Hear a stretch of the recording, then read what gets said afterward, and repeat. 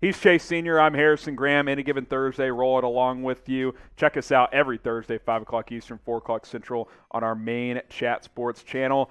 Let's get into the latest around Ben Simmons and 3 teams potentially involved in the mix here. Obviously, you have Philadelphia, who is still stuck with him, but Dallas, Golden State, Chase, what's going on here? What's going on with these rumors? Yeah, so here's what we have coming up, and really this is a heater of a show. Simmons, according to reports, and we'll get to that report here in just a second, prefers a destination of either the Golden State Warriors or the Dallas Mavericks. Very, very interesting. There was also a meeting in downtown Philadelphia between Daryl Morey, the Sixers front office and ownership, and Rich Paul and Klutch Sports to try to talk this out to move closer to an NBA trade of Ben Simmons. And we'll also explain some trade ideas for each team involved, the Dallas Mavericks and the Warriors, coming up in just a few moments. So here was the report, rumor, hard to say, Mo Mootsie of Sky Sports, which I believe is it in Canada? International. No, Europe? It's England, okay. London. Per a source in the Simmons camp, which Simmons is Australian, so there's probably some international reporters that have some access. His preferred team in the West is Dallas and Golden State. He realizes Golden State is highly unlikely and thinks Philly's asking price is too steep. Fears the 76ers may not trade him at all, which obviously up to this point has been true. You know it's international when it's realizes with an S, not a Z. Yes, that's a good call. That's the indication. That's a good call, yeah. yes. Here's Woj as well, because the 76ers and Simmons reps, led by Rich Paul, met recently. Meeting in downtown Philadelphia was described as amicable and professional, but Morey reiterated the franchise's stance that it won't make a Simmons trade unless it believes the return gives it a chance to compete for a championship, sources said. Paul told the Sixers that Simmons' mental health hurdles continue to preclude him from a return to play with the team, and the desire for a trade out of Philadelphia remains in place. So you've got a lot going on here, Chase. You've got the stalemate between Ben Simmons and the Sixers, and now you've got rumors really from all kinds of websites and sources, and it's kind of hard to really figure out what's true, but I'll say this, with 25 days or so to go before the trade deadline, things are heating up around Ben Simmons. You know what's funny, too, and we're all sensitive to mental health issues, and I'm glad it's become more of a talking point here in America and internationally, because it is a serious problem for millions and millions of people out there. And Ben Simmons has kind of blamed mental health issues for why he hasn't suited up for Philadelphia, but then conversely, on the other side of that, his reps in Klutch Sports have been telling teams that if you trade for Ben Simmons, all he needs is a little bit of conditioning to get back into game shape, and he'll be ready to go. So are we just going to automatically throw out those mental health issues that he was alluding to and talking about for why he couldn't play for Philadelphia? Here's the borderline truth, and if nobody wants to keep it a buck, I will. He's not dealing with any mental health issues. Ben Simmons is a little bit soft mentally. He is done with Philadelphia, and that's fine. It's become a contentious relationship over time, but he's never taken accountability for all of his flaws, all of his weaknesses. And finally, it all came to a boiling point in the playoffs last year, and everybody became tired of it. Part of that frustration from the Philadelphia fan base is that they see Ben Simmons having so much potential.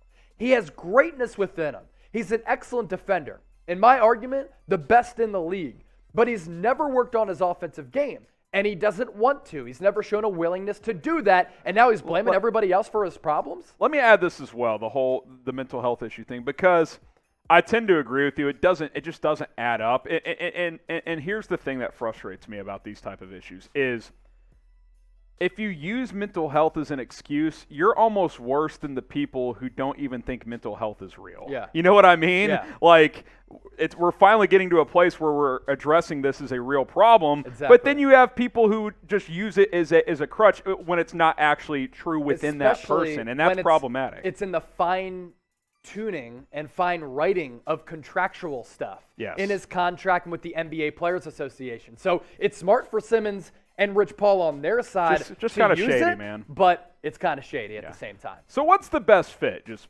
staying in Philadelphia. I think if he could get over all this stuff, it could still be a good fit. Type PHI. Golden State, I think he'd fit in well there, to be honest. I just don't know how they pull that trade off. We'll have a trade idea coming up. Type DAL for the Dallas Mavericks. Get your votes in. Which team makes the most sense for Ben Simmons? So, obviously, look, you and I have bashed this guy for a long time now, but there are a lot of pros to Ben Simmons' game. Yes. No, there are. And look, everybody wants to damage his trade value, and of course, it's not what it was even this point last year when he almost got traded for James Harden. You're not going to get close to getting a player like that in return. But we're talking about a special player who has pedigree, number one in the NBA draft back in 2016, first team all-defender. I thought he should have won Defensive Player of the Year last year. Phenomenal athlete at 6'11", 240 pounds, and with that size, has special Magic Johnson-like court vision. Again, because of his size, I'm not comparing the players. He creates shots for his teammates, so while he doesn't shoot himself, he creates opportunities for others. He excels in the open floor. But on the other side of this as well, there's the bad with Ben Simmons. He's a liability in the half court, as we've seen in the playoffs time and time again. He's never taken onus in improving his offensive game. Last year in the playoffs, he shot 34% from the charity stripe, and of course, we all know what happened when he passed up on that dunk in Game 7 in the second round against the Hawks, and his fit with Embiid doesn't work. And he has more than $100 million remaining on his contract. For other teams out there, they're not sure the personality that they're getting back, the player that they're getting back, and while it's a good thing in some instances that he's under contract, given the money and the player who he is and the playoff shortcomings, it's kind of sketchy to a certain degree. And $33 million this year, $35 next, almost $38, then it goes up to $40 the final year of that contract. Then he becomes an unrestricted free agent in 2025 at the age of 29, still young. That's a lot of money to be paying for a guy who you don't know if he's a damaged asset or not. Yeah, you don't know where he's at mentally in terms of confidence, if you will, like separate from mental health stuff. Like, does he believe in his own game at this point? Is he a guy that can gel with other superstar talents? Obviously, him and Joel Embiid at this point, that relationship is lost. Is he going to work on his offensive game at some point? Because I don't know if I want that contract, even if he locks back in, if he can't be a threat to shoot from the outside. And that's what makes all this so tricky, both for the 76ers and for Simmons himself, as he looks, wants a new home at this point. Yeah, and look, I don't know what Daryl Morey is going to do. I really don't know what he's going to do. I mean, if his price tag is going to remain so high going into the NBA trade deadline, how is Simmons' value going to increase after the year? I don't see how it can if he doesn't play basketball and display any type of improvement on the offensive end of the floor. So here's what we're going to do. Before we get to a trade idea, both from Golden State and Dallas, subscribe to our channels depending on what team you are a fan of. Main Chat Sports channel if you just love the NBA, the NFL. The link's down below, youtube.com/chatsportstv. Closing in on 300,000 subscribers. Shout out to Laker Nation. We crossed 40,000 subs recently. Let's keep that train moving, youtube.com/LakersTV. Golden State Warriors today has been humming for months now, crossed 25K. Let's keep it moving there, youtube.com/WarriorsTV. We got our Dallas Mavericks channel crossing 15,000 subs, starting to slowly ramp up our coverage over there. Again, if you're watching this on our Mavs channel, hit that sub button. And then some of our smaller channels, especially Knicks and Sixers, have been growing pretty quickly. Celtics, though, all closing in on 8,000 subs, youtube.com/CelticsTV. Knicks channel, Knicks Now, closing in on 4,000. youtube.com/KnicksTV, and then 76ers now, almost at 3,500 subs. Chase and I, especially Chase, been grinding on our NBA channels. Support the company as a whole, Chat Sports. Subscribe across the board, and whatever fan you are or whatever team you are a fan of, go check us out. Use it as competition, too. Yeah, if you're a Knicks fan or a Sixers fan or a Celtics fan, you're going back and forth. Lakers and Warriors is a great rivalry as well. Yeah, keep it moving. Gotta love it. All right, let's get into these trade ideas. So we'll get to Dallas in a minute. Golden State first. So Ben Simmons to the Warriors for Andrew Wiggins, Jonathan Kuminga, and Moses Moody. Chase? Now, the NFL is different than the NBA. In the NFL, you don't have to match salaries. You just have to have room in your salary cap in order to absorb a contract. The NBA is totally different. You have to match the money. So we put all of these trades into the trade machine, and financially they work. Now, for the Golden State Warriors, I wouldn't do this deal. I'd keep this roster intact. They're the best team in the NBA, in my opinion.